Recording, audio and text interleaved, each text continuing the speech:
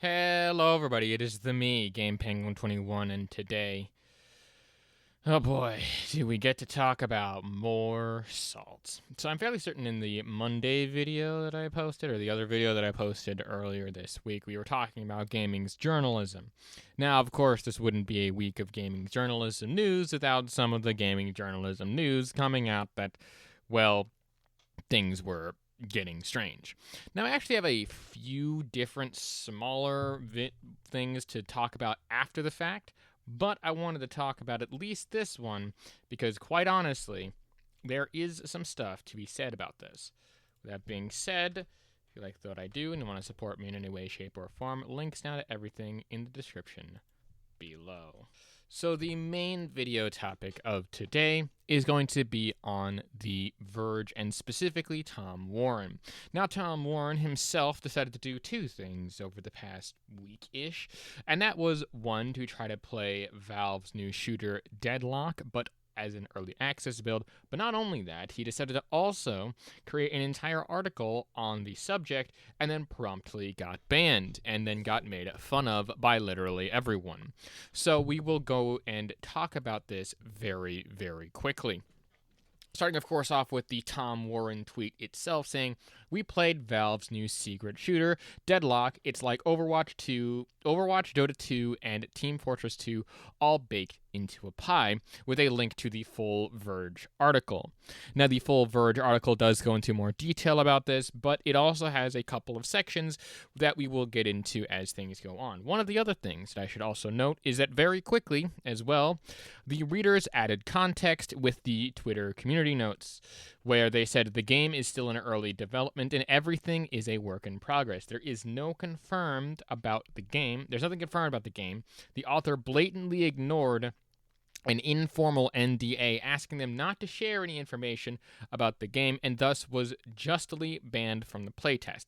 Now, again, that does add an interesting amount of context. What exactly did he say? Well, in the official article, as I don't think that I want to go out and get screenshots of it, he did say that he hadn't signed any NDA, nor was he granted and talked about through any contract stuff, making it show that he had a actual freedom to talk about this, despite the fact that he said that this specific screen that is going to be from Michael himself said that there was an early development, so this is Legacy Killer, who also was retweeting this, saying, "Very cool of all journalists relaying around unprofessionalism, also hiding replies and criticism," which Tom Warren eventually did do, which I'll get into in a second.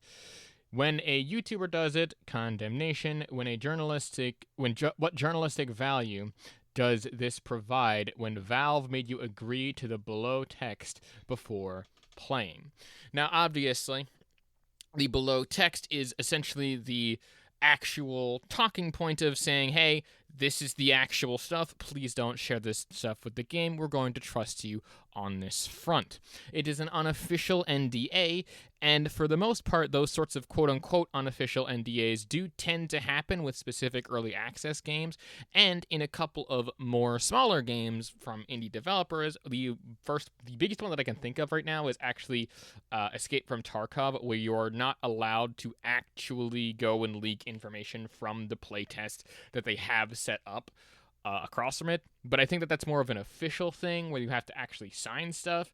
But other than that, this one does have the ability to basically decide to do that. So, yeah, and again, to give credence to what everyone was saying, Tom Warren did realize his actual problem here and made a little bit of an update on August 12th. This is also from Legacy Killa as well, but this is taken from the official article, just as a note, saying that, "Oh my god, you're shocked to see NDA we ignored actually mattered to Valve, and now we're banned from leaking everything. Oh well," with the update itself saying, "Turns out Valve was not fine with me trying Deadlock with my friends. I've been banned from matchmaking. Oh well, please feel free to make fun of me in the comments." And that's essentially what people started to do and clowned on Mr. Tom Warren himself.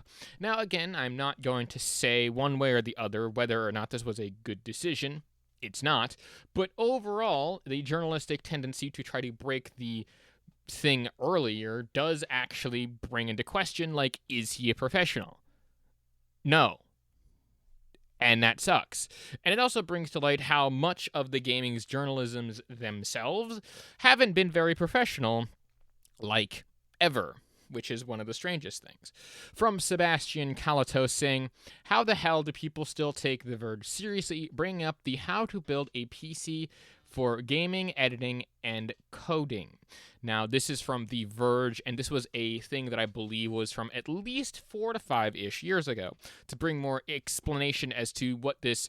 Some people who will build PCs look at this and go, oh my god, and don't realize how this is. Basically, what has happened here is this person has not created the PC correctly.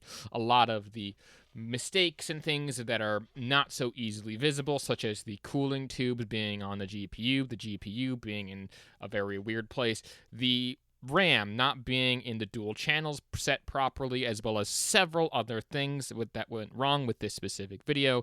It also honestly led to the near destruction of the person who actually signed their name off on this, who was the person who I don't think was associated with The Verge, but his credibility kind of went through the floorboards for at least a couple of years, because people have found him.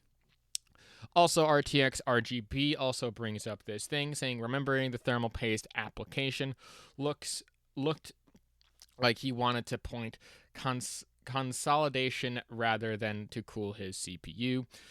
This is, again, a clip from that same video. The person in question, again, I don't think was associated with that, and they also had a Capital One thing. It was a big mess. If you really want to go and do a deep dive on it, we can, but not right now.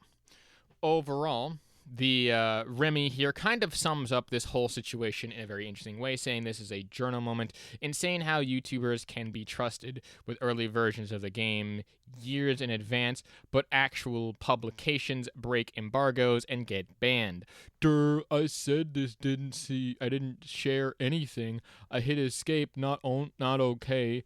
So I'm in the clear, boys. Enjoy your blacklist. And of course he does quote both of these things that are from, again, The Verge article, saying that he's not under NDA and he has signed no contracts and made no verbal agreements, which, again, I'm not sure how much that would be. And I haven't checked through a EULA, which is something, again, akin to what is basically being said here. Again, he does make a note that he didn't actually do this, but again, most people who quote-unquote ignore this stuff aren't, like, probably gaming's journalist, and this is most likely your job. This says, hey, don't talk about this, if you had read through it. Now, of course, breaking an NDA isn't the end-all, be-all of the worst thing to happen to The Verge, as we've established earlier. But of course, this doesn't bring to light of how any of these gaming journalisms really seem to take their jobs too seriously. I have another example from Joey here. I won't read this out because it kind of just reiterates some stuff.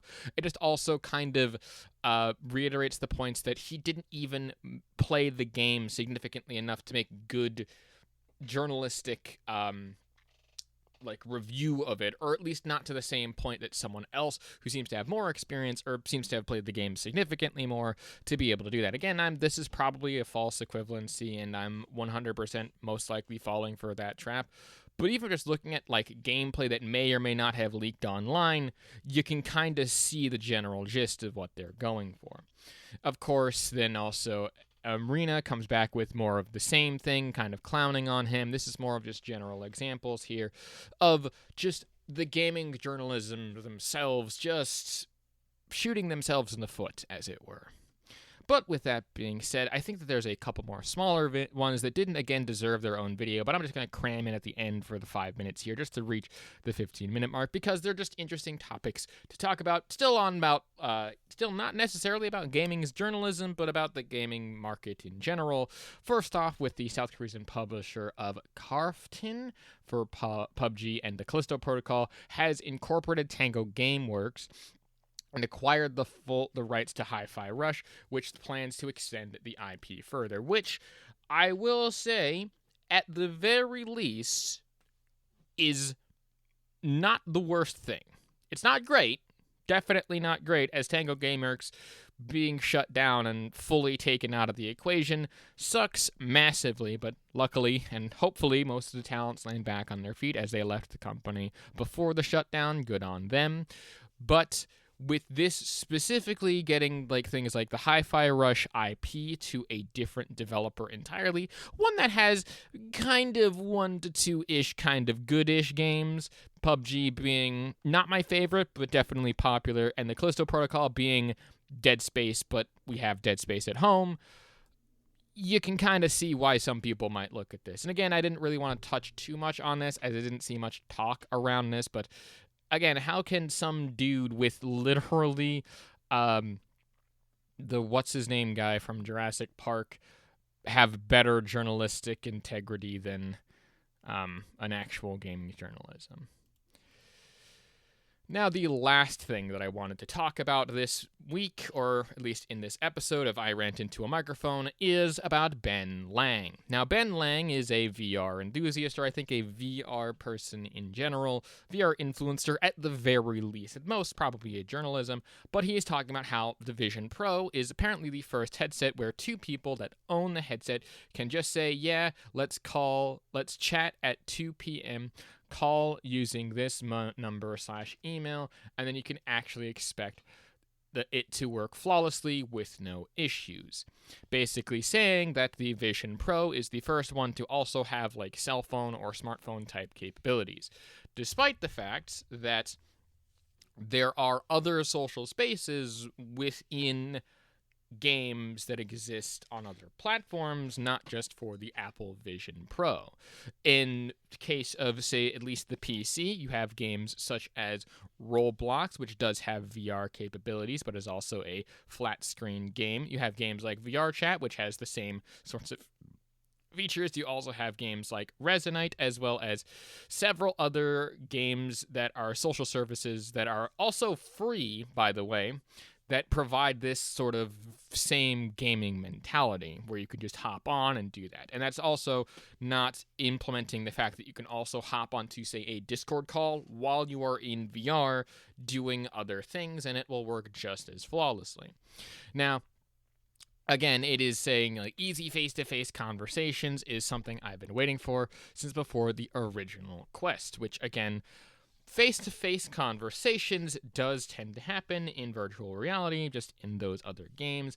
But again, it's one of those things where Apple is as Apple does, and they are late to the party, but they did it the best because, well, they're Apple, I guess, in terms of this. But it's not just one tweet that he decided to make on this. No. He decided to retweet himself and decided to try to defend his points. The main points here that I will touch on is, on Quest, it's like, can I have your Oculus Meta Horizon ID? Don't you remember it? Okay, go to your app. I mean the MetaQuest app. I mean the MetaQuest Horizon app. Click on your profile at the top, and does it say the @handle is your username? Why won't you just text the person your username and say, hey, enter this username in the app, please do that? Or then do the friend thing or follow or whatever. He then touches on that. He misses the notification about the invite and tries to do a party call. And then I don't see you online. What's the invite room? Blah, blah, blah, blah, blah. Overall, that is just one example, and that is an example of, say, Oculus and Meta / Horizon or whatever the fuck to do that. And that's not every platform, to be very clear here. That seems to only be an issue with, say, Oculus and or Meta. The other examples that I gave, such as VR Chat or Resonate or even Roblox or a few other of those games, even Discord, all have these sorts of voice chat capabilities. Now, again, they might not have face-to-face stuff in the same vein as, say, Apple, for example, I guess, but they do have at least webcam support, or in the cases of, like, VR Chat, have avatar support for things such as face tracking to make it more realistic to how your faces would react in real life. The same thing with eye tracking, but it's, again, not completely industry standard. And it has a lot of the easier stuff because once you have established that connection, more or less, you have those similar issues here. It's like it kind of reminds me of those old Verizon commercials where the person's like, can you hear me now? How about now? And it kind of reminds me of, in that case, of every single communication app will have this problem. For example, the personal problem that I have with Discord, as well as several other social VR type games and stuff like that, happens to be that my internet connection is not the greatest and tends to lag myself. So I miss a lot of important information sometimes, depending on where I am, like when my internet kind of cuts out or cuts back in. That's a personal problem. I know the issue, and I've been trying to address the issue for a while, but it's very difficult to do so. Now, in the case of this, what about having that same thing with, say, Apple, where Apple also has the same stuff where if you don't remember these things, you might have to re-enter it or go and search it up. And it just sounds like normal troubleshooting that you have to do for anything having to do with an internet connection in general. Just seems very strange to me, very weird, but overall, yeah, very strange indeed. With that being said, I think that'll about do it for this time of I Talk About industry for whatever reason. This is probably going to be a Wednesday video because it's smaller. If it's not a Wednesday video and it's released like 2 weeks after because I have another video planned, or if I'm switching things around, it really depends. But at the very least, what I want to do is I want to plug the Patreon, because I'm going to be starting to start that up again, because I've realized I can't post all the videos that I want to on this main channel. So what I'm going to do is I'm still going to post at least 2 videos a week continuing on, but the Patreon will get you like an extra video or 2 every now and then. I don't know what it's going to be, but it's usually going to be something that I either can't post, don't want to post, or doesn't fit in a schedule within a significant time frame that I'm doing. Because, for example, I want to review, say, Inscription, as well as now review Rumble, but I'm not sure if I would be able to get what I want out of those videos if I post them within the same time frame. So at the very least, what I will do is I will post them early on those. I will post them early on the Patreon for people to maybe go out, pay money, and watch them, and then I'll release them on, say, a Saturday whenever they're around. So it really just depends on when things happened and what ends up doing it. But at the very least, I want to upload more videos, but I can't cover everything everywhere all the time. With that being said, if I do that, I'll make an announcement video beforehand, just other than this. With that being said as well, I do also make music. Follow me on the Bandcamp, links in the description, as well as listen to the music of the playlist on this main channel. And I think that's really it. So with all that being said, again, thank you all so much for listening to me ramble on for fucking ever. My name is GamePenguin21, and a peace. Hey man, can I get a favor?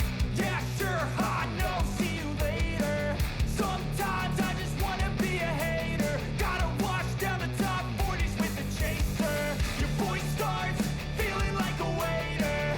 Scraping my mind against a cheese grater. Before you go, sir, you have to sign a waiver. That's alright, I'm aware of the danger. You wanna get away, you better get in line. Won't go another day of wasting any time. I've got a lot to say, can't hold it in this time. Got no filter, I got no filter, no filter.